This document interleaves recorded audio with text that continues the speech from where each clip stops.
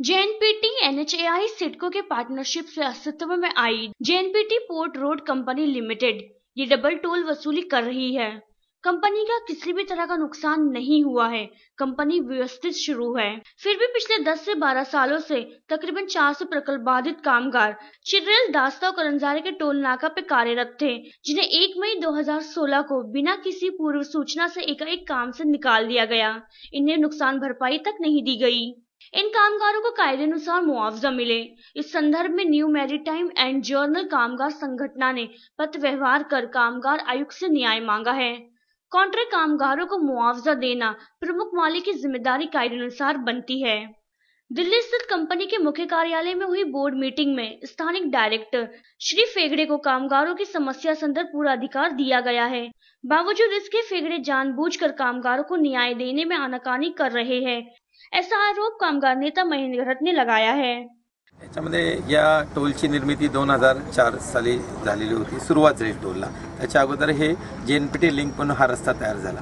याला जमीन भूसंपादनामध्ये लोकांचा फार विरोध होता आणि फार म्हणजे सुरुवातीला तर मिलिटरीच्या माध्यमातून हा रस्ता तयार करण्यात आला आणि मग टोल रोड सुरू केल्यानंतर लोकांनी आंदोलन केलं। त्याच्यामध्ये आम्हाला सांगितलं की तुम्हाला आमची मागणी होती का जेएनपीटी लिंक आहे तर जेएनपीटीच्या बंदरामध्ये आम्हाला रोजगार द्या, पण त्यांनी सांगितलं नाही आम्ही नॅशनल हायवेच्या माध्यमातून तुम्हाला कायमस्वरूपी रोजगार देऊ असे तत्कालीन जे डबले म्हणून प्रोजेक्ट डायरेक्टर होते त्यांनी आम्हाला आश्वासन दिलं आणि तशा प्रकारे आपले लोक कामाला लागले। 2004 सालापासून आपण 2016 पर्यंत रेग्युलर आपण तिथं काम करत होतो आणि अचानक काही नोटीस न देता 2 दिवसामध्ये टोल बंद करण्यात आला आणि याच्यापेक्षा दुप्पट टोल वसुली ही पोर्टमध्ये चालू आहे आणि त्याच्यामुळे आम्हाला सांगितलं की आतापर्यंत तुम्ही आम्हाला आश्वासन दिलं कायमस्वरूपी रोजगार जमीन त्याच्यासाठी घेतल्या, जेएनपीटी त्याच्यामध्ये आम्हाला रोजगार देत नाही, तर याच्यामध्ये आमचं रिहॅबिलिटेशन झालं पाहिजे आणि तुमचा जो शब्द होता त्याप्रमाणे आम्हाला कायमस्वरूपी रोजगार मिळाला पाहिजे, आमची पहिली मागणी आहे।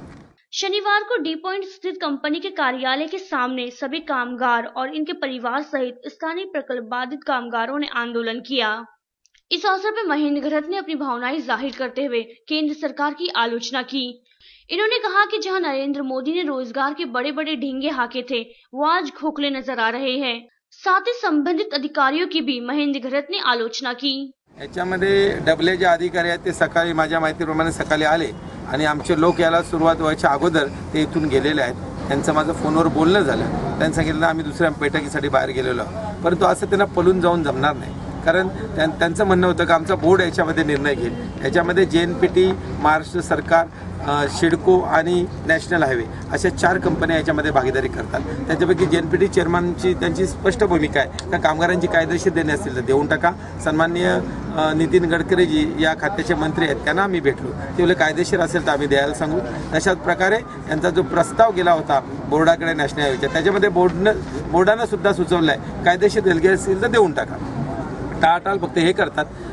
कामगार आयुक्त सेंट्रल यांच्या माध्यमातून आमच्या बैठका चालू आहेत। सोमवारी सुद्धा एक शेवटची बैठक त्याच्यामध्ये आहे। त्यांनी सुद्धा तोडगा करण्याचा प्रयत्न केला की ही कायदेशीर देणे आणि भारतीय कायद्यानुसार तुम्हाला ग्रॅच्युटी दिलीच पाहिजे। ती जर तुमचे कॉन्ट्रॅक्टर जरी 11 वर्ष बदलले असले तर त्याची सर्व जबाबदारी आहे ती प्रिन्सिपल एम्प्लॉयर नॅशनल हायवेची आहे, तर त्यांना देणं आम्ही भाग पाडणार आहोत। सातत्याने आम्ही मोर्चे करतोय, परंतु आता हा शेवटचा अंतिम इशारा आहे। याच्यानंतर आम्ही हे नॅशनल हायवे आम्ही बंद पाडणार आहोत आणि त्याच्यासाठी आम्ही तयारी करणार आहोत।